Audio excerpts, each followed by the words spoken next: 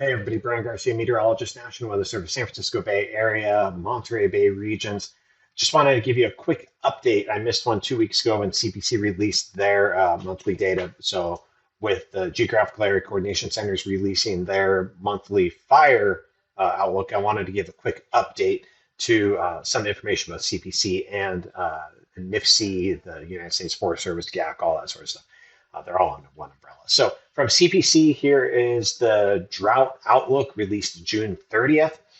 It's good for July 1st through September 30th. So you can see here a lot of the Bay Area still kind of remaining. No drought is the forecast, but we'll see. I kind of expect to go in drought because, well, it's going to get hot and dry things out.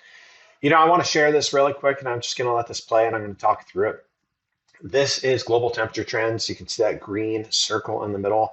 That green circle is the baseline, and the baseline is the 50s, 60s, and 70s, those 3 decades. So going back from 1880 to 2025, you can see the temperatures have gotten all the way out into that green circle. And then once we hit the 90s, it just explodes out.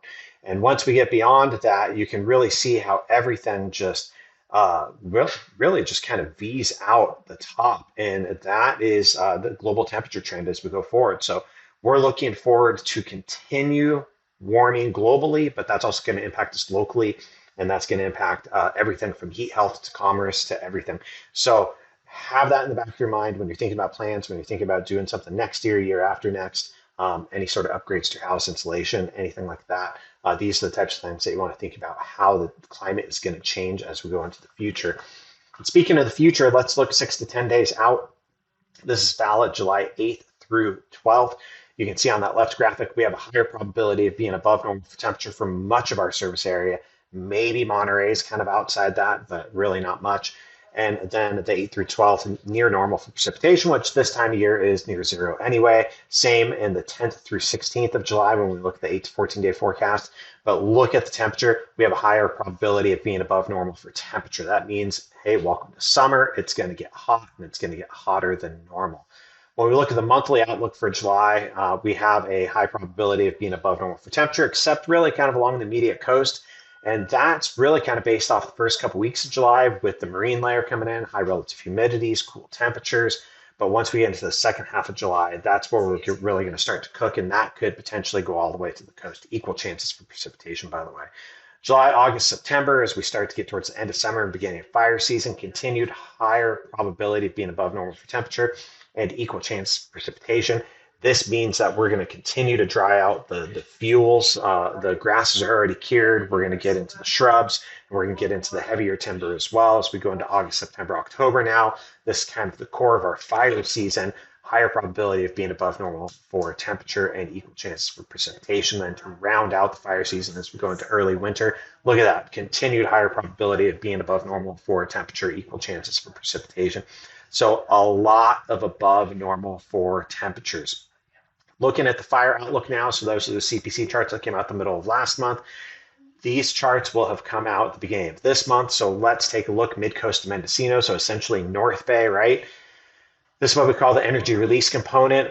And so we want to look at this blue line in relation to this gray line. This gray line's average for the climatology in the graph, which is in the upper left. And then the red is max for a given time of year, and the time of year is on that horizontal axis. You can see here we're just above that average and starting to creep towards that red, that little green squiggle at the end.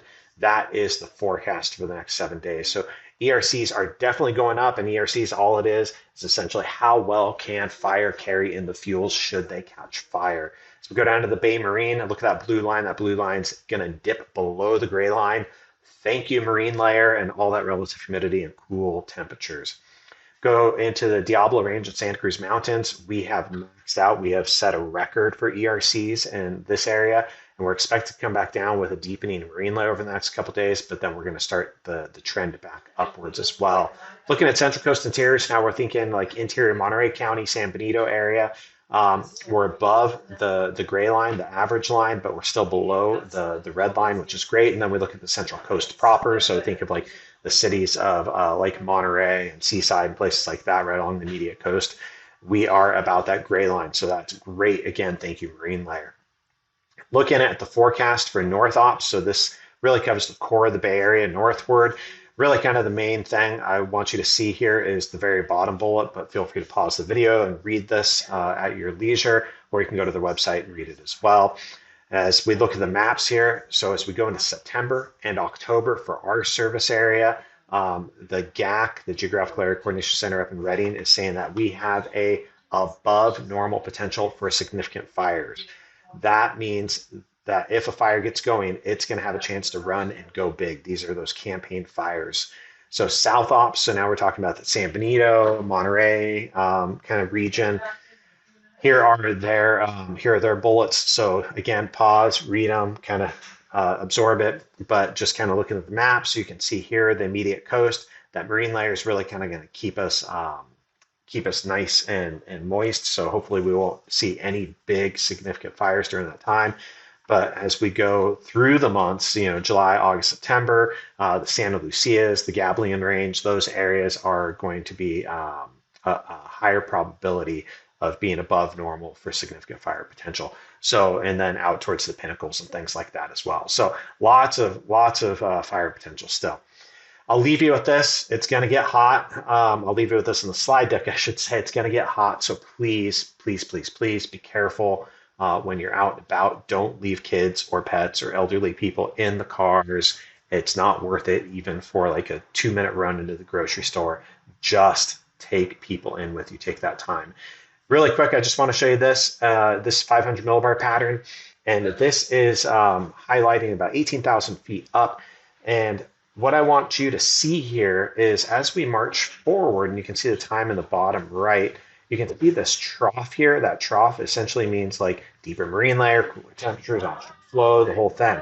But when we get a big bump, like over the Midwest here, when we get a big bump over our area, that's when it gets crazy hot. So as we march forward, I want you to watch for the big bump developing in the desert Southwest and then extending out towards California. There it goes. It's starting to come in, and it's going to push that trough off to the west as we get into the 7th and 8th of July. Look at that flex of that ridge pushing out towards California.